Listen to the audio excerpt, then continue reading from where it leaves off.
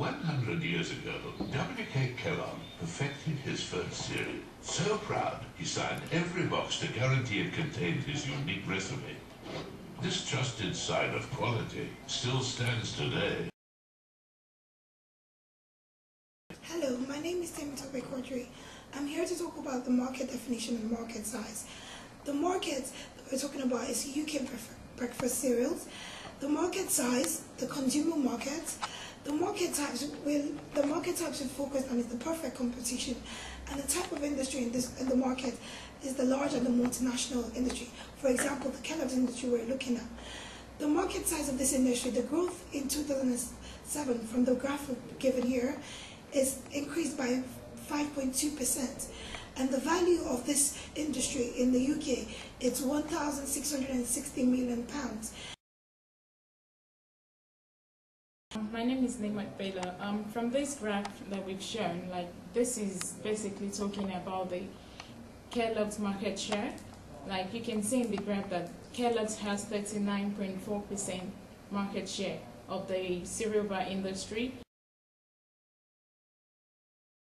Hi there, my name is Titi. I'll be talking about the competitive advantage and the generic strategy. As we can see from the table here, this is the table where it talks about the differentiation focus, the differentiation, cost focus, and cost leadership.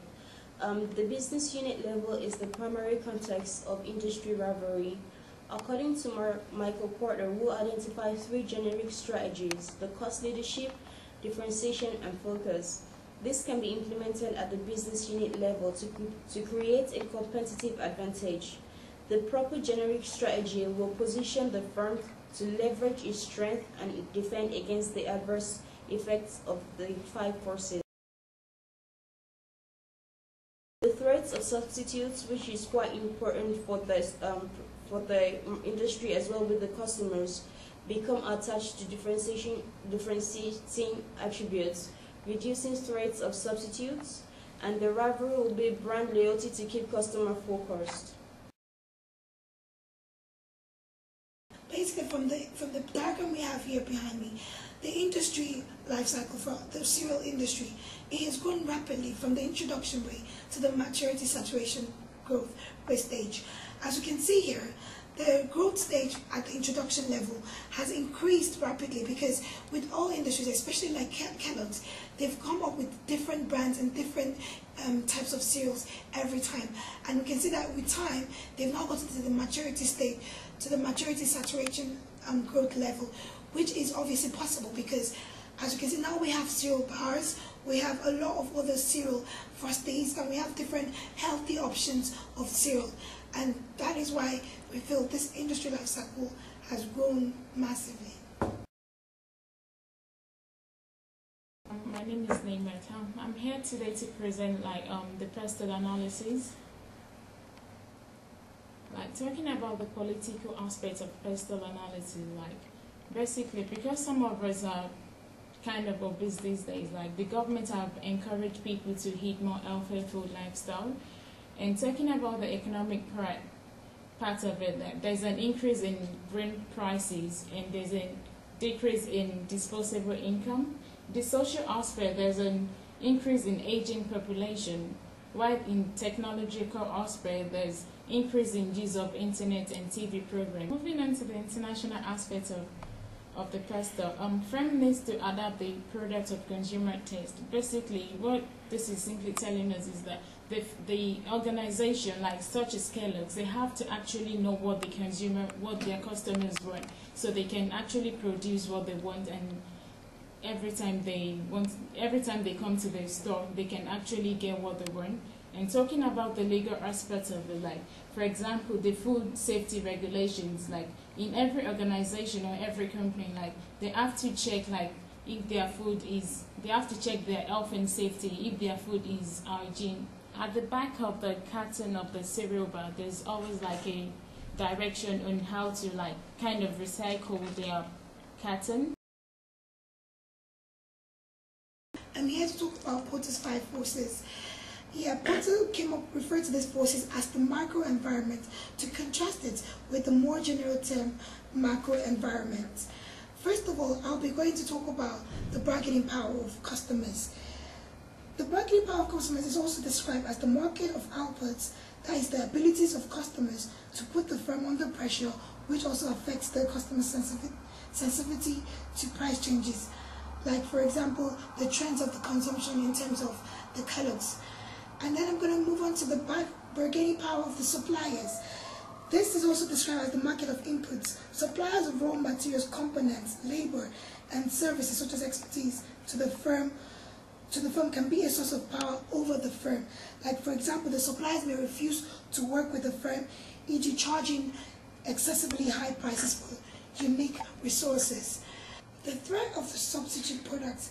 This is the existence of products outside of the realm of the common product boundaries, increases the propensity of customers to switch to alternatives.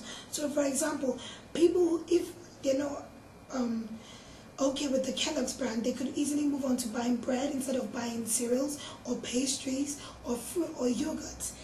And then also the threat of the new entrants. This is also the profitable market that yield high returns, which will draw firms. This results in many new entrants, which will effectively decrease profitability. For example, markets like supermarkets like Asda and Sainsbury's having their own label. This also causes threat of new entrants for Kellogg's. Competitive rivalry within the industry. This is most likely to be high, where entry is likely. There is the threat of substitute products, and suppliers and buyers in the market attempt to control.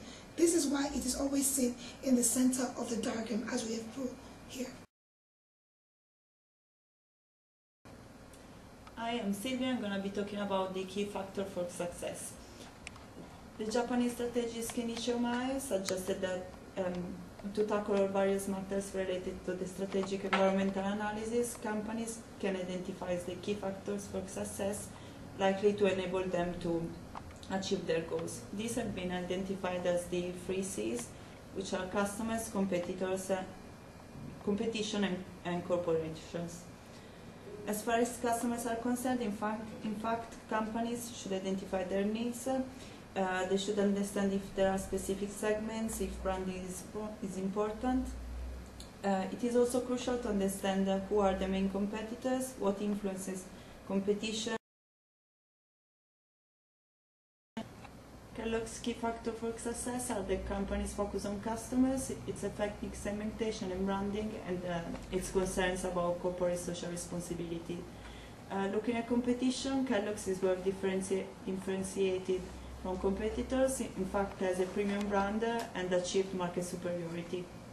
Within the corporation, there are outstanding human resources and high levels of communications. There's also joint commitment within all employees, and the company's activities are consistent with its goals.